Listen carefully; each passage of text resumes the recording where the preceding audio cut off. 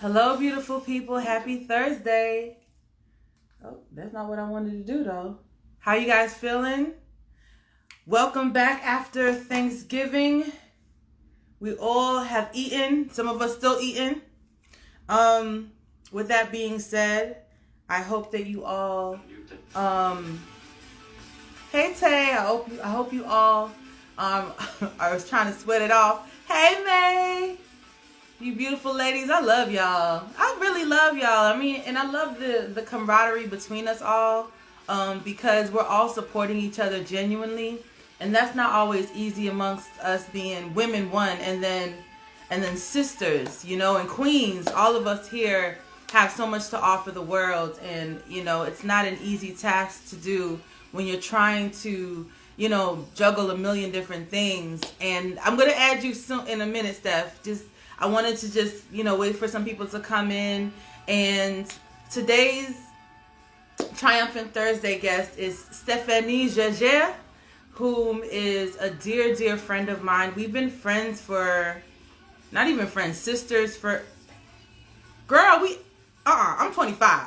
Because I feel like when I think about how long we've been friends, wow. For what? Almost 20 years. It's been that long since graduation. Oh my God. Listen, time flies, but we graduated college together.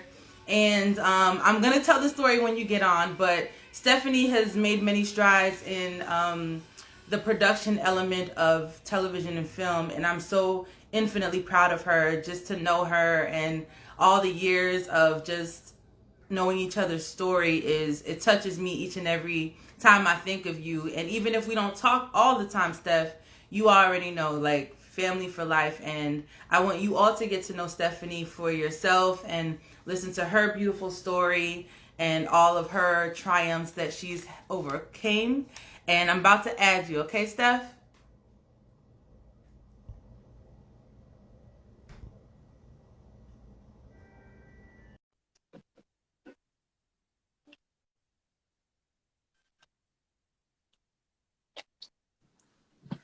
Oh, oh, Meza, hold on. Look at Hi. you. You look beautiful, darling. Thank you. So do You you. I look love the like, hair. let me come close. You look so beautiful. Thank you.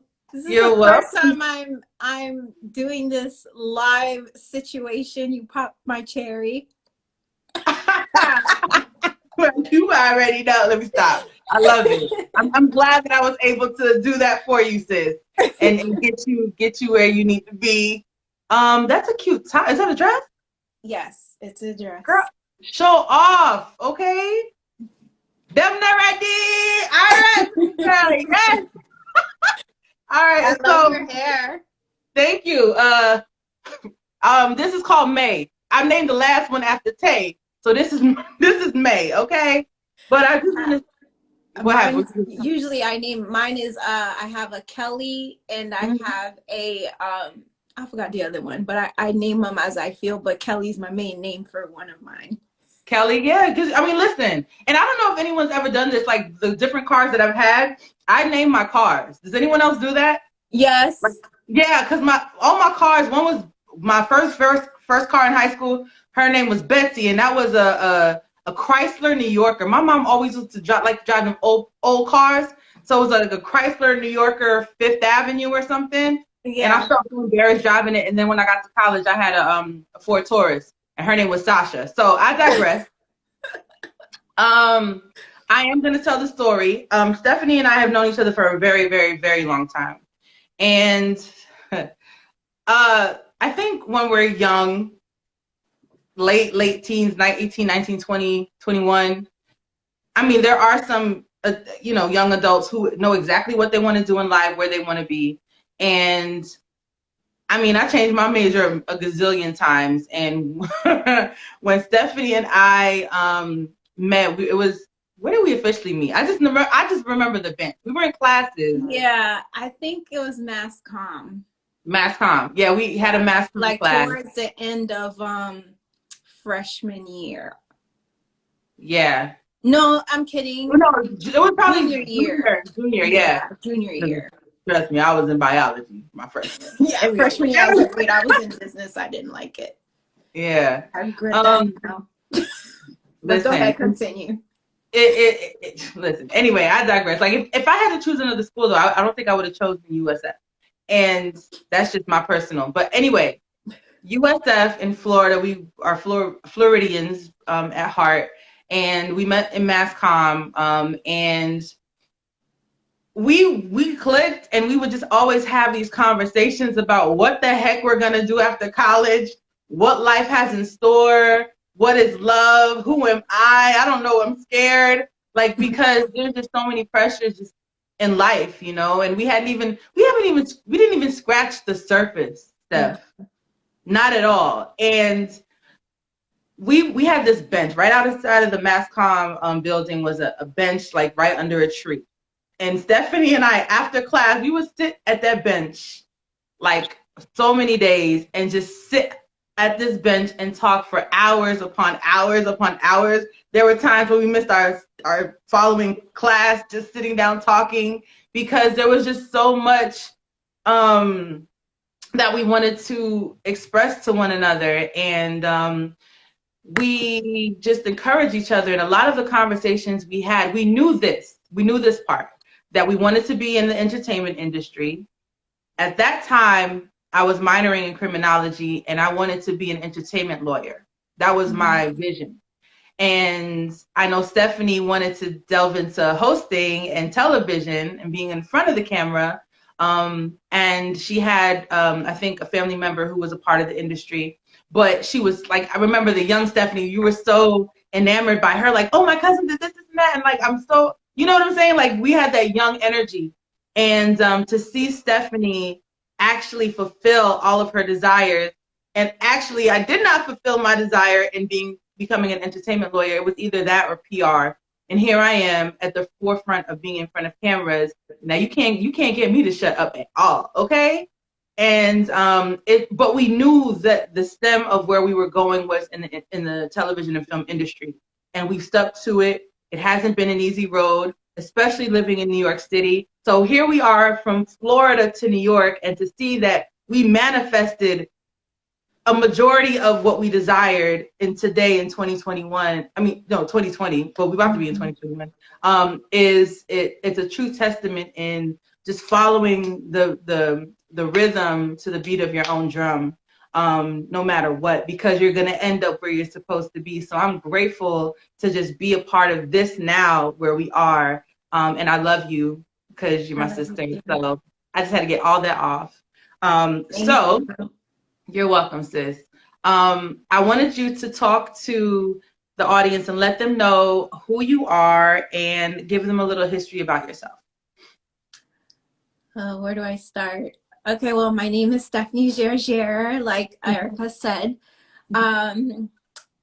For a very long time, I knew that I wanted to be in television. The reason why was because first of all, I was born in New York, grew up in Haiti till I was 9, and then moved to the States, but I bounced around a lot because my dad, he works in the airline industry. And so we went from like Texas, Oklahoma, and to Florida.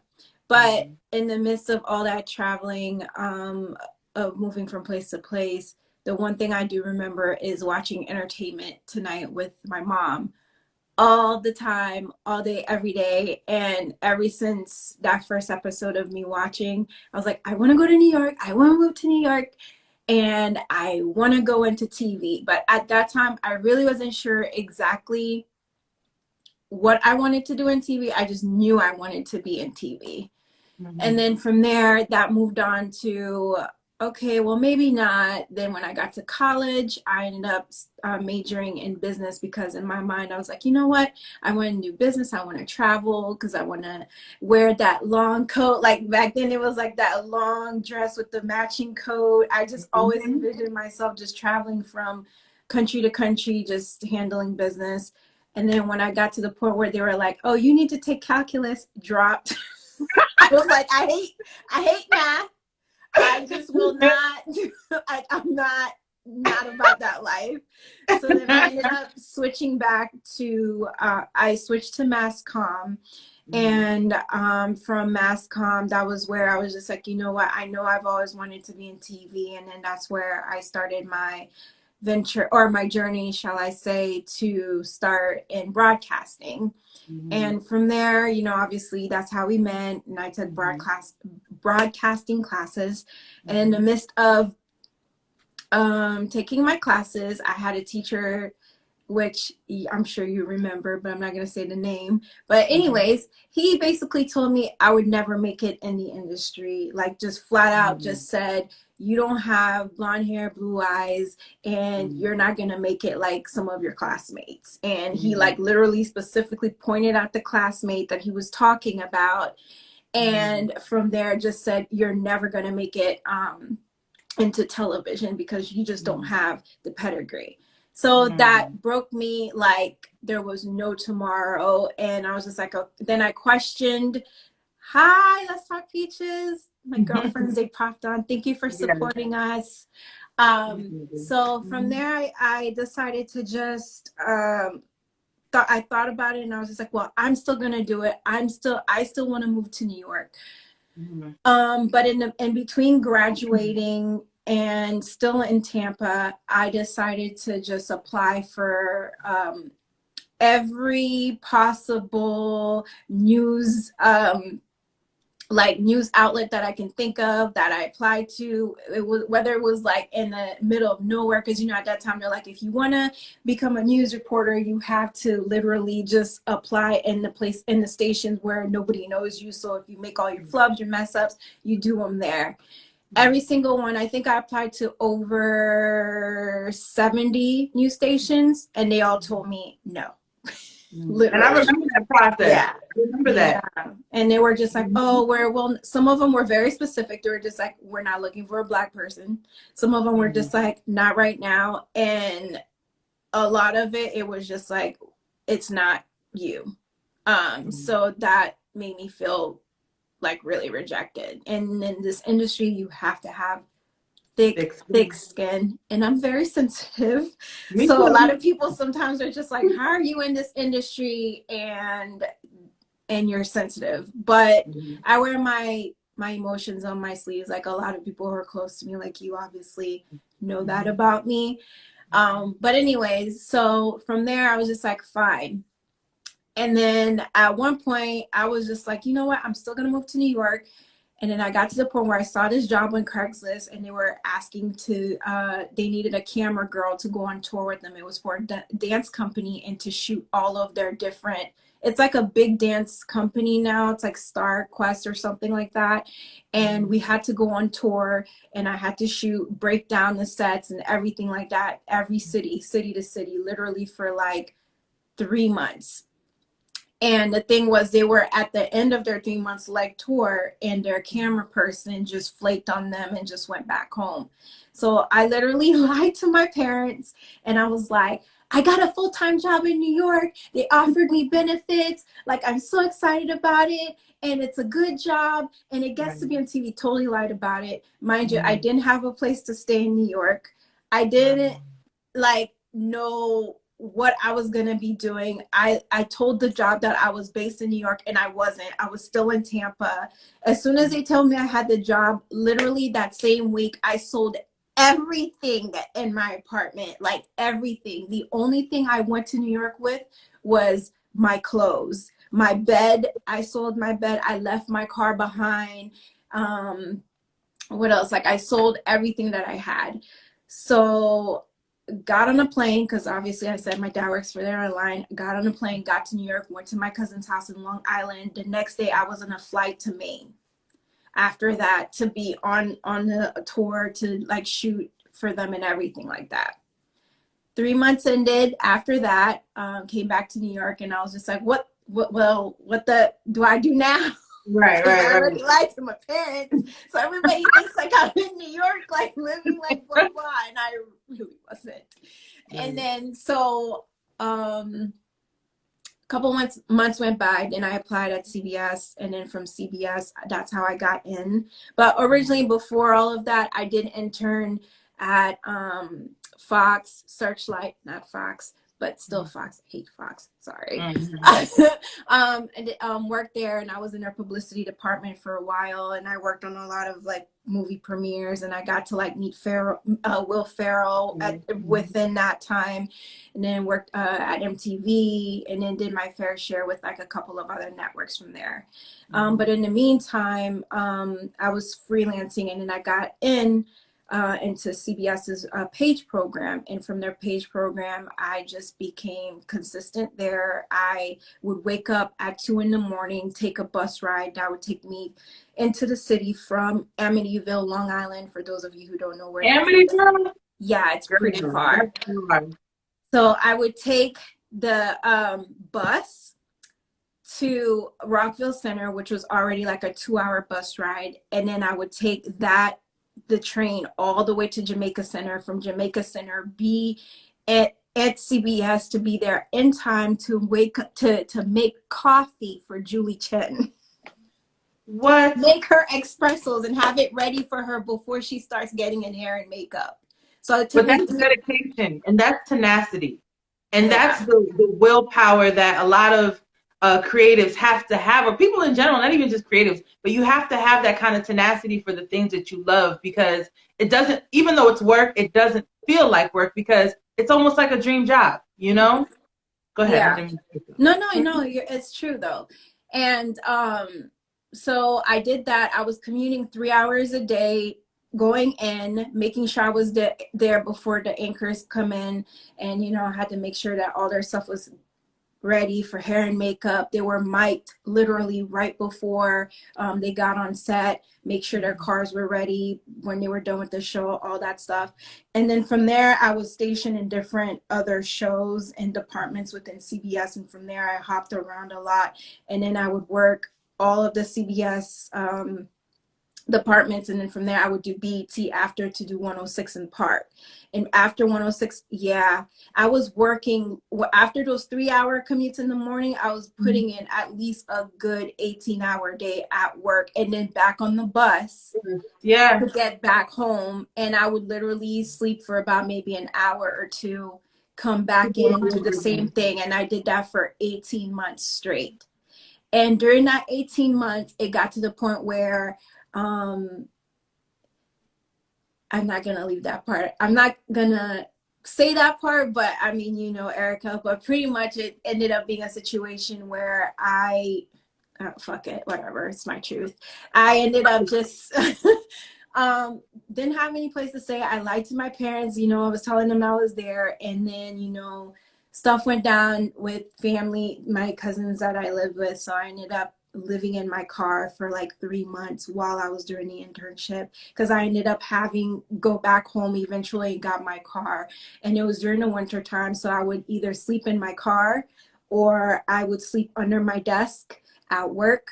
And I would take showers upstairs where Guiding Light was shooting at the time, which is a soap opera. And I would just change my clothes. And it got to a point where at one time I couldn't even afford to keep paying my car, because they were like, they're going to repossess my car because I wasn't making enough. So then I eventually did make enough to pay it off. And then fast forward, and then it just became a situation, where I just kept pushing through. And then I finally got hired as a semi full-time. Right now it's not coming to me, but permalance. It was meaning that, so for the people who aren't in TV, permalance means it's like you're full-time but you're not permanent, so you're not getting like the full-time benefits and stuff like that. So anyways, I did that, and then from there I just kind of moved up the ladder, and then just worked my way through all of the different companies that I've been able to land in and stuff like that, and then ended me to where I was at CBS. So and then I came back from all of that, worked. I feel like I'm rambling on, but pretty much I just this is beautiful. You're not rambling. Yeah, so it's like from CBS, I went to Discovery, where I worked on their own. And then from there, I also freelanced with BET for a while. And then from there, I went to Better TV, which is part of Meredith Corporation. And then went back to CBS. And then in between that, I was a producer for a while where I helped produce like lifestyle content. And that was really, really fun because that was like my ultimate job that I dreamed of having. And then I got laid off from that job. So that was like very crushing because I like worked 10 years to finally get to that place. And then there was like a lot of things that went down in that job to where some people tried to get me fired, and then I didn't get fired, and then it became I got laid off afterwards. It was like a whole thing. But I'm here now. You So are here. that's my And journey. listen, I love that journey because you already know, because me and Steph talk, and we would have that conversation during that time. I'd be like, you want me to call this girl? I'll call this girl for you and check her. Because I was like, we're here. So, like, I'm that friend that will, I got your back 1,000% because it's just a bit much. And I think at the end of the day, one thing I don't like about the industry is very cutthroat, and a lot of people are very shady. And the thing about it is, instead of staying in your lane and doing your work, they're focused on other people. So it's very competitive in the industry, you know? And like the thing about it is, especially living in New York, what I don't like about that factor is it's hard living in New York. It is hard in New York, okay? Yeah. And one thing I don't like is, I don't care if you like a person or not, do not attempt to take food out of a person's mouth. Right. That is my biggest pet peeve. And when I feel there are injustices being done to people or people close to me, like I'll get lit, because that's not fair to you when you're going to work to do your job and you're minding your own business. I think a lot of people need to find something to do in their personal time. And that really upset. It was upsetting to me, but then you were blessed again. So go ahead, talk about that. Yeah, so then after that happened, I had my layoff, and then 2 months went by, I didn't get anything, so I freaked the fuck out. And I was just like, what am I gonna do? I've never been laid off before. Like, this is really traumatizing. I went into a straight depression, and I'm very like positive. I'm all about girl power and supporting literally like my girlfriends that I love. You know what I mean? Because at the end of the day, women of color, non-women of color, white, black, Spanish, whatever, like as women, we just go through the same situation in this industry. So for me, it's like, if you find a group of tribe that's like, supportive, and you love them hard just as much as they love you, it's like, you can't go wrong as far as like that supporting aspect. And I had that, even though like I got let go from that company, I did end up having like a girl tribe that I love so much. You know what I mean? Sorry. It's okay. The plan was for me not to cry through this, because you're always crying on this thing. Listen, welcome to the Crying Club. But this is the thing, it's your truth, Steph, and people are here to listen to your truth, because you don't know what people are going through. And it's like, this is visceral, and this is what I love about it. And this is why you're triumphant, because you've overcame so much. So own all of it. So yes, I found my girl tribe at that company, and I'm still so much like close to them. But anyways, I went through that depression. I would keep in touch with people, but I never really expressed like what was going on with me, because I was just still like in shock, like it happened to me. Obviously, layoffs happen all the time. I never felt in that group until that happened. And ask Aaron. Aaron's my fiance. Like, I literally was like on my couch. I did not want to get up. I didn't want to do shit. I was just like, I'm not eating. I'm not doing anything. And then he had to like be my word and be like, okay, I'm going to give you one more day to get off this couch, because after that, you need to stop feeling sorry for yourself. Right. And just keep it moving. So I finally just started to kind of figure out like what I wanted to do, what was next for me, and started to do the whole Marie Kondo situation. Like, if it doesn't make me happy, like if it doesn't bring me joy, then I'm not doing it. And that was what happened. Like, I would just apply for jobs, nothing happened. But luckily I was still keeping in touch with like a lot of people that I've come across, that's come throughout my journey and stuff, and that I would say God has blessed to put in my life.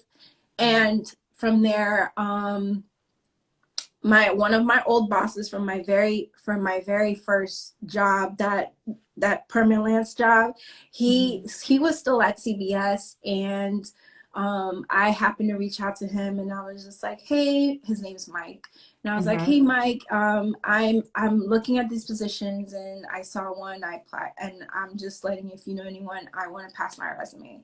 So I sent my resume, and then he happened to know somebody, and then he sent my resume in, and then that person, I guess, got back to him and was like, we're not hiring for that, but she would be great for this position. And that position became the broadcast office manager at CBS This Morning. And long story short. I want you to say that again. I want you to go back and say it again. Like you just passed over it. I want you to say the position that you had, that you overcame for that position. I want you to own it. And I want you to say it like you. Yeah, I get super shy about, like, even me just saying who I work. I don't know, like, I get weird about it. And you, like, everybody's like, just say it, you should be proud. And I'm like, yeah, but whatever. Anyways, so I got hired for CBS This Morning, and as a broadcast office manager there. And basically how that happened was, my old manager happened to be the old manager of the guy that hired me. And he was younger than him and everything. And I went, and they were, mind you, they were already were already down to 2 candidates. And he was just like, you know what, because I know you, Mike, I'll bring her in. I'll see if we like her or not. They brought me in. Literally, my interview was like past 3 hours. Like, I met with him first, and then he was like, well, this is the other person I want you to meet. And then the direct guy that I report to, he's still this day like amazing mentor to me. And he loved me. We talked, and then from there it was just, that's how that happened.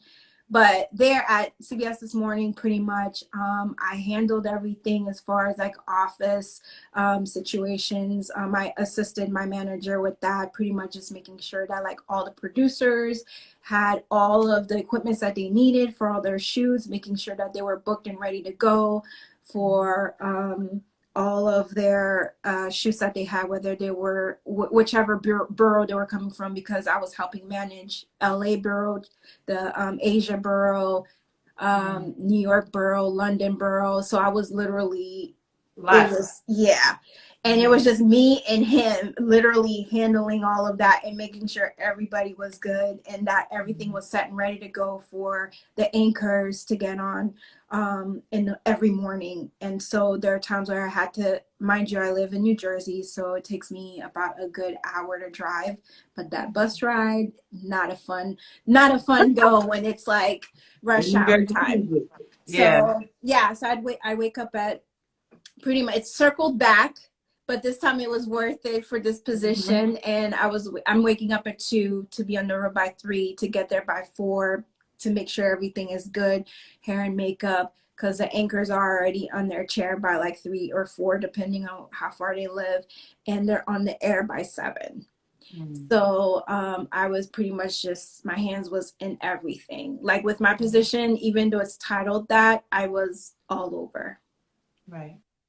So. And that is a beautiful testimony that has touched. So I don't know if you've been looking at the comments, but you know, people can see a person and not know their highs and their lows. People often pretend. And I think that's the fallacy of life. People really can relate to truth, you know, and I'm so proud of you from that bench at the MassCom building under that tree to now. You get me? Yeah, because we used to dream. We'll just be like, when we grow up, like, I can't wait to move to New York. Erica was just like, I can't wait to be in the movies and with acting. And I was just like, yeah, I can't wait to go to New York. I'm going to find my husband there because, you know, all the men in New York are fine. Like, Yeah, you that know was this just like man. always her thing. Wow. And yeah, it's been Mm. a wild ride to say the It has least. been. It Um, has been. Mm-hmm. yeah, but it's just honestly is just working on being grateful every Right. day Mm-hmm. because I do have my downtimes. I'm not perfect, you know what I mean? And I'll go through the days where I'm angry. Other days I'm like super happy. Other days I'm like, ugh. Other days I'm just like, you know what? Life is good. There should not Right. be anything to be complaining about because there could be somebody else that's having it more worse than I am. Right. So I try my best to balance it out as much as I possibly can because when things get thrown at you, you're either going to take it however you choose to react to it is how you're going to end up Mhm. dealing with the situation. If it's negative, then it's going to be negative straight on through, but if it's positive and you take it a day at a time, it Mhm. will literally be smooth sailing. Obviously, there's always going to be bumps in the road, but it's just a matter of how you handle the situation, learn to grow from it, but Right. definitely know who your circle of people are. This Mm-hmm. industry is extremely small. Yeah. Um, People you wouldn't think that know each other. So it's always like a situation where you just always have to be careful and watch your back. And it sucks to say that, but Mhm. it's true. It is very true. Yeah. Yeah. Yeah. And welcome to everyone coming in. I see you, Tiffany and Dawn. And if I missed anyone, it's any of Stephanie's friends, Ty. How Thank do you I? so much. I'm Huh? trying to. Oh, I was trying to. Okay, look too. Okay, go ahead.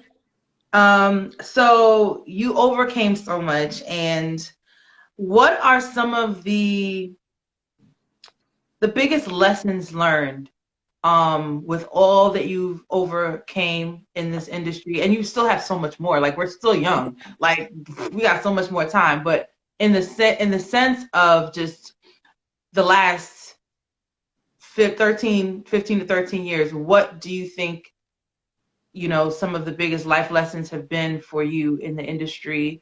And what are some things that you notice being a woman of color from that professor who threw the shade, and then actually going through the elements of not being in front of the camera on this end, but behind the camera? What are some things that you noticed within the industry?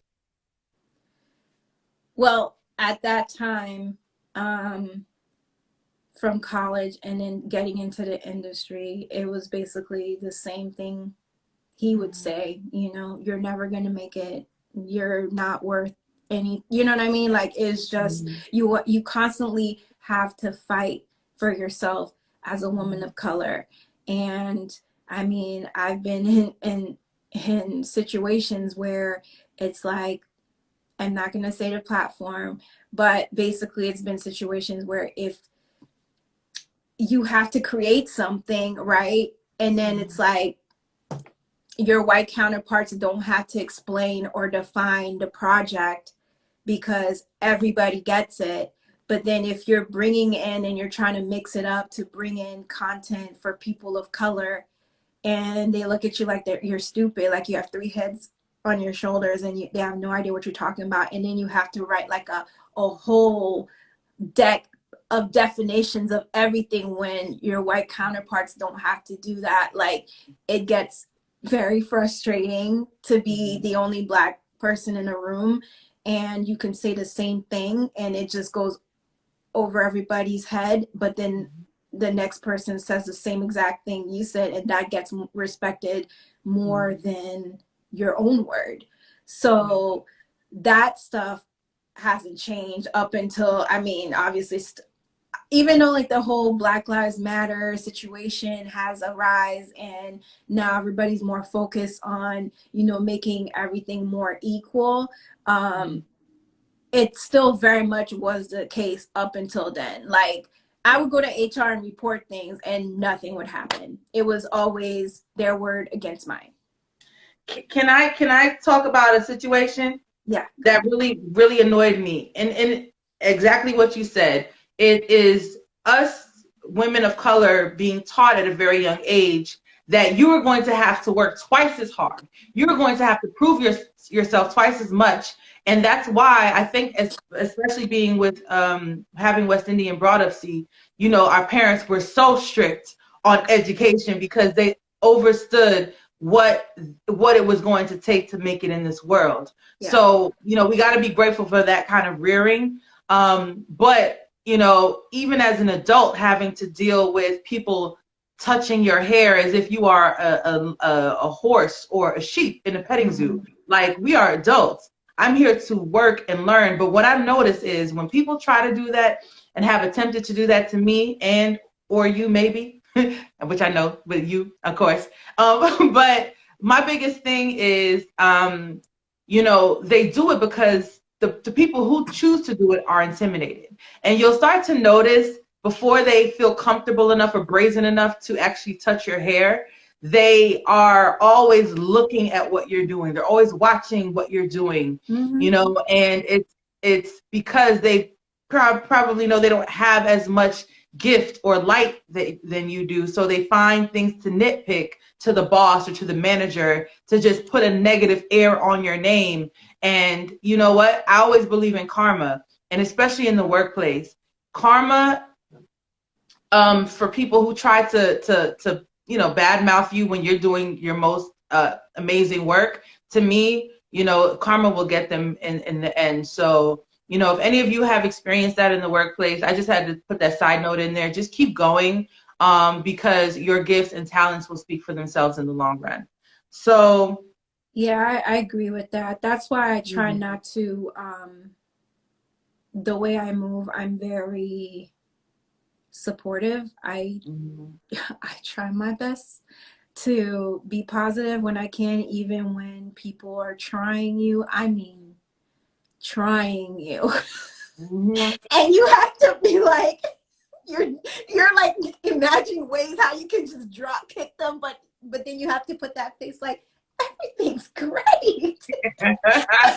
So yeah, it's just you have to push through that. It's very hard because all of those experiences that you're talking about, I've experienced them in one shape or form. And you've done all of these things, and you have such an amazing resume. And I want to talk about your endeavors, your entrepreneurship, the things that you're working on, the things you have worked on in your personal space, and where you hope to see them evolve into. Yeah.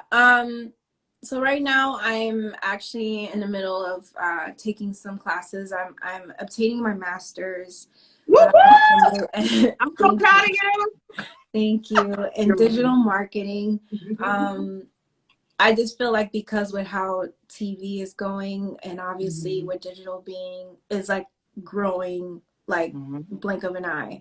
So that's why I'm pursuing that. And for me right now, it's just a matter of, you know, rebranding myself. And that's actually part of like one of the advices that my professor in one of my classes that I'm taking said. She's like, you know, you need to just rebrand yourself, figure it out. This is a great way for you to start practicing. And ask Erica, like I've been you know, procrastinating with posting videos.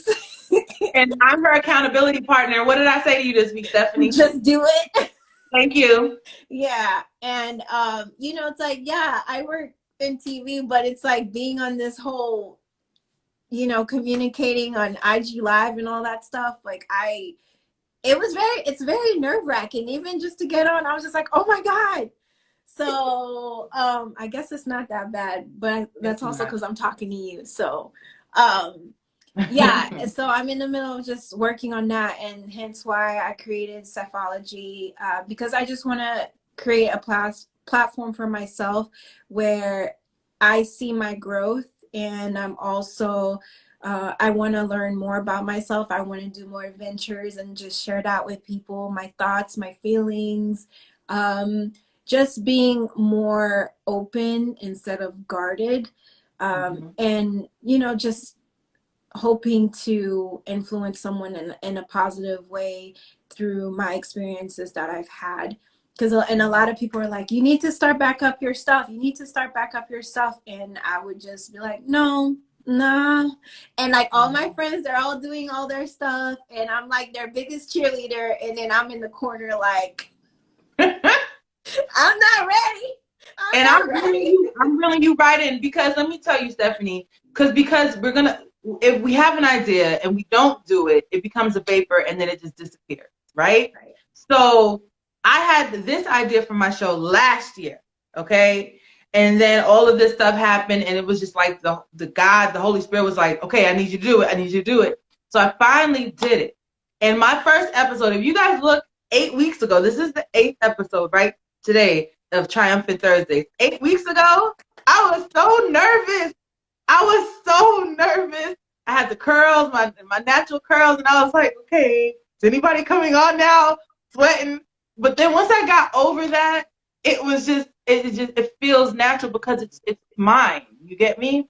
It's my idea. It's what I love, and that's why I told you, just do it. Once you get over that hurdle, it's easy breezy. And I think sometimes we can get in our own way. And one of the biggest lessons that came to me as a revelation as of recently is being obedient to your calling, because it's not just about you.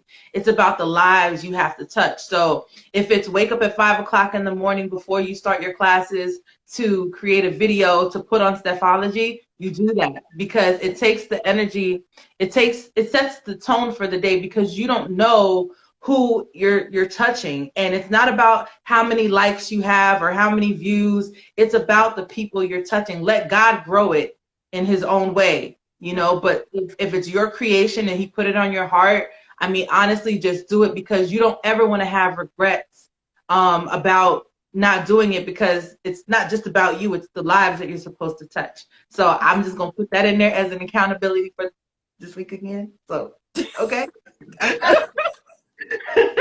No, it's funny because honestly, yes, you're right. And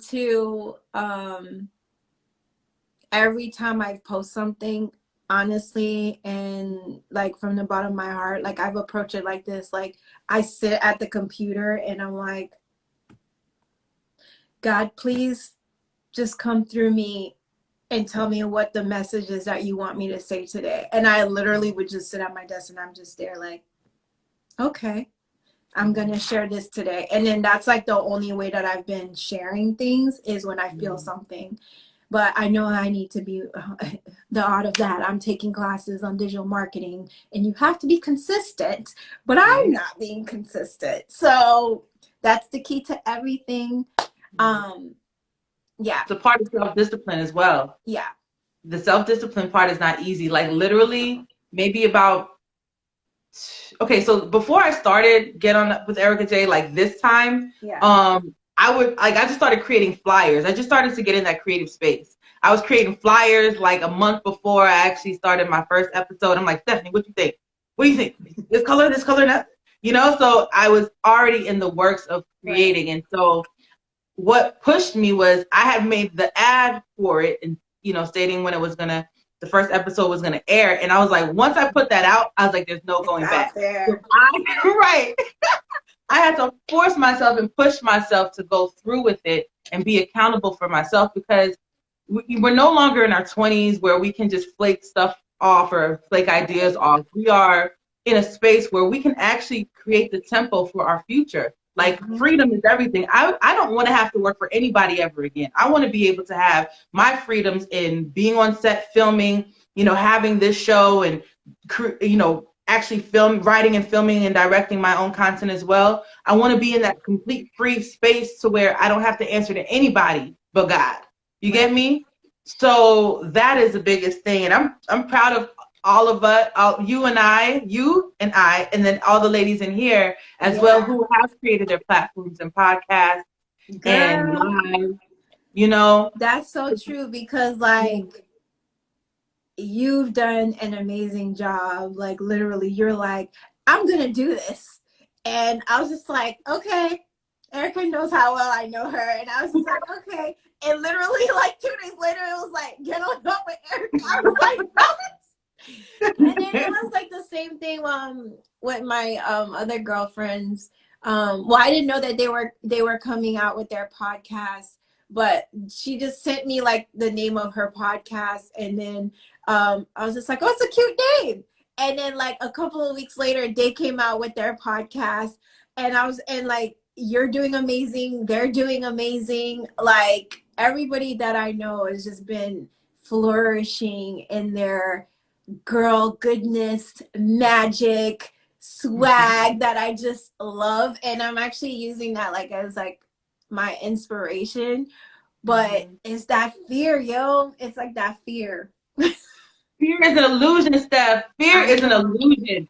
Don't let it get the best of you. You know what? You look yourself in the mirror every day this week and affirm. Like I gave Stephanie homework to do. I was like, I know you got your master's work, but I'm gonna give you homework too. I sure did. And you know, it's gonna be a stepping, you know, every thing that we go through is gonna be a stepping stone. But look out for Stephalogie main premiere in 2 weeks, because now I put it out there. In 2 weeks, thanks for the pressure. No pressure. No pressure. You got this. You got this, sis. So, what advice would you give anyone trying to get into the industry? With any advice? I would say know what you want. Don't tell anybody. Don't let anybody tell you otherwise. Know your worth. Because I mean, I know especially women, sometimes we're known for like lowballing ourselves, but know your worth, know how much you want, fight for how much you want. Don't walk up with your head held high, because I know for me, I do that a lot, like where I'm always like I just have that habit of just talking with my head down all the time, just because of how I grew up. Like, you're not supposed to look at adults in their eyes when you're talking to them, you know. So that's always been imprinted in my head. So sometimes like Aaron will catch me like, put your head up when I'm talking to you, you know what I mean? So just always do everything with a purpose. When people get in the way and you feel like there's no way out, just stay positive, push through it. If you have to go in a corner somewhere, just cry your eyes out for a good, I've done that plenty of times. Yeah, I can tell you, I've gone to closets crying, I've gone to bathrooms crying, and then I come out like, everything's fine, but you could tell I was crying though, because my eyes are red. So I'm a crier. So it's just, you know, do whatever you need to do to just push yourself and get through those tough times, because those tough times can leave a lasting impression on you, and it can either make you or break you. So those would be like the advices that I would give, that I've experienced. And all of that are amazing gems of wisdom. Listen, there are a couple of times Stephanie called me. She's like, Erica, what should I do? I was like, girl, because this is me. Okay, so I'm really nice. I'll play the game, you know, but you got about 2-3 times before I say something slick out my mouth. And that's just how I'm wired. Yeah. So Stephanie isn't wired that way. No, I'm too nice. Yeah, I'm too nice. And I tell her, and I mean, and this is for anyone as well, like to assert. And I had to learn that. I had to teach myself how to assert myself. And it's not always cussing somebody out, but when you put a little sass or bass in your voice or whatever, they get it, because then they realize they can't really mess with you. Like a nice no is not a no. Right. A stern no is a no, and that's how people receive it. Right, but not to cut you off. But when I started to do that, then that's how it became, oh, Stephanie has an attitude. She's hard to work with. I get bad advice? No, I'm saying that's what's happened to me when I started to build the confidence in myself to be like, no is no. And in the industry, it became that situation. But in other instances, what you're saying, yes.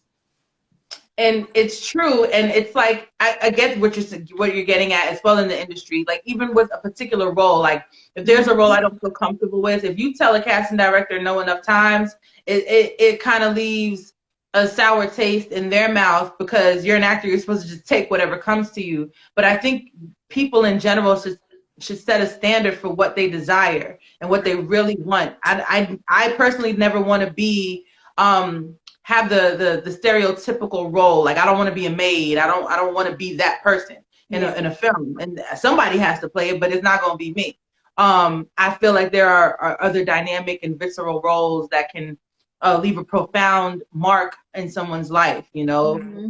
So for me, I'm very meticulous about what I do, how I move in this world. And I think it's important because you never know who's watching you. You never know who's going to be watching Stephalogie. I don't know who's watching at Getting Up with Erica J. Like, I don't know who's watching. And those are those things that God kind of puts into the mix, because that's where it is. It's like you're being obedient to be a blessing, but somebody is going to bless me and somebody's going to bless you. And you just don't know what form it's going to come in. So I just wanted to say that.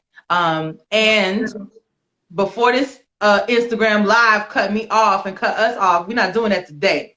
I want to know what your favorite quote is, because that pissed me off last time. I was mad. But what's your favorite quote, sis? My favorite quote is from Maya Angelou. Oh my God, I wrote it down because I knew I was gonna ask that and I forgot it. But anyways, it's people will forget how they get treated. People will forget something else, but they'll never forget how you made them feel. So no matter how you treat somebody, you can do all the actions in the world, but that emotion of how you made them feel is what's going to be the lasting impression first and last. So for me, I always take that to heart because of the fact that, one, I am an empath and I am very emotional. So I always go by how somebody makes me feel. If I get that vibe like, I don't trust that one over there. Listen, I'm like, yeah, I'll be over here. I'm like, I'll be in my little corner minding my business. So yeah. So that's my favorite quote that I live by. Like I have it all over my emails. Like when people ask me like how you do, like that's the one I always go to. And it's true. Because in the same vein of growth in life, one person, somebody could be your boss today and you can be their boss tomorrow. And don't ever sleep. Okay? This industry is fickle in front of the camera and behind the camera. You have to be mindful how you treat people because you never know who's going to have one up on you the next time. And that's why, like, when I'm on set, I'm kind to the cleaning crew. I'm kind to cameramen. I want to know their name. I want to know their story. I'm nice to any and everybody. And if there's a fellow actor on set who's kind of dismissive to crafty or the cleaning crew or production, I've seen that. And I'm like, don't talk to them like that. And I mean, you have to check people at the gate because you could be you can be an A-list celebrity today and not be one tomorrow. So don't ever sleep on yourself. And this industry is very fickle. Like you said, there are a lot of droughts in this industry because a lot of it is freelance work. A lot of it is production based. So you never know where your next check or your next project is coming from. And you have to be prepared for a rainy day. So the average film takes about 3 months to film, right? The average movie, that's what I'm going to say. The average movie takes about 3 months to film. So they're getting a lot of money in the 3 months, but what if they don't get their next job 8 months later, you know? And this pandemic has been a major testament, and it's hit the artist world very heavily, from Broadway to, you know, the networks to it all. So, I mean, you're going to see who put in the work during quarantine. And when we get out of here, we're all going to have major television deals. So, from your mouth Your lips to God's ear. But quickly to your point though, Yeah. about being nice to everyone, it's so true, because even like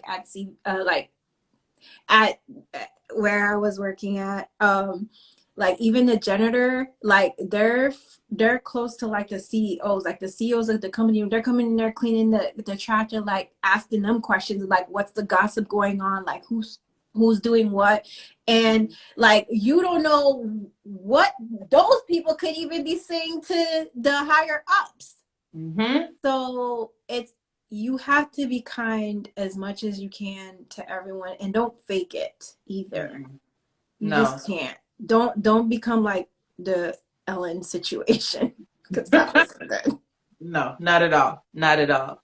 But this was lovely. If anyone has any questions for Stephanie before the timer runs out, which it hasn't done just yet, please feel free to ask it in the question box. If you have any questions about the industry, whatever you have, we have a little bit of time left. But in the midst of that, Stephanie, I really appreciate you for just being so strong in the midst of everything you've gone through.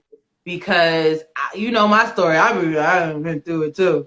And I think all of the things that we go through in life, not just as artists, but in general, it builds our skin.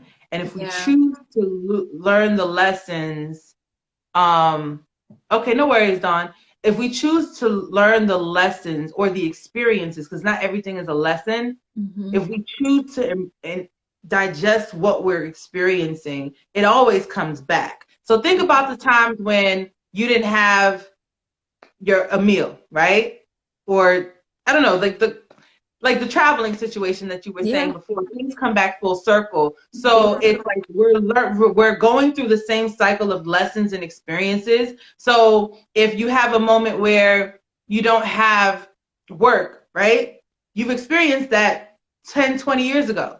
And you experienced it 8 years ago and 5 years ago. So it's how are you choosing to get through it this time? Are you going to worry and fret? Because 10 years ago you were worrying and fretting, and look where you are now. You got blessed with jobs and entrepreneurship. So what I'm trying to get at is you're going to experience the same things over and over and over again. And it's all a testament, but it's at the will of it all. It will manifest into something bigger than you could have ever imagined, because all the seeds that we planted will harvest a bountiful, bountiful harvest for us, because we were steadfast in everything that we were supposed to be doing. So, girl, when I get my academy patience. Yes. Oh, that patience is a tester. I done had some conversations with God, okay? We've had some conversations, but I feel like 2020 has been a shaker for everybody. I feel like if you're going to see the people who put in the work, the self-work, you're going to see the people who didn't do diddly squat, and you're going to see such a big difference in the dynamic of the world. Either people are going to be elevated, or people are going to remain the same, or digress, right. You know, get less. Yeah. So I just think that it's amazing. Dawn wanted to let you know that you are beautiful. Aw, thank you, Dawn. Yes. Hi, everybody that I didn't see. I don't know. I'm learning this whole thing. And shout out to Dawn for whipping me into shape, getting my last 20 pounds down. So if you guys need a trainer or you want to work out, at Keto Curves with a Z. I think Tay had said hi to me too. Hi, Tay. We've never met, but hello. Hi, everybody. My girlfriend Lindsay popped in. Hi, Lindsay. Hi, Lindsay. My friend Felix popped in, who's like a brother to me. Hey, Felix. Hey, Felix. I don't know you, but hey. My cousin Ernest was in here. Hi, everybody. Thank you so much for supporting. She's good. She's good? Yeah. Hi, Aaron. Is Aaron there? No, he's at work. Okay. All right. Well, it's people's business out. You the one telling everybody you got a fiance. I'm just saying. Okay. He's your accountability partner. He is very much my accountability partner for sure. He doesn't skip a beat on that. Yes, and that's a beautiful thing. And hopefully, you know, when it's my time, it's my time. But we got 22 seconds. Okay. Stephanie, merci. Okay, I love you. Thank you all for tuning in to Triumphant Thursdays. Go be Yes. greater than yesterday. See you all next week. Bye, beautiful Bye. people. Thank you so much. And I love you all. And thank you for supporting. I love you, Erica. Love you too, Steph.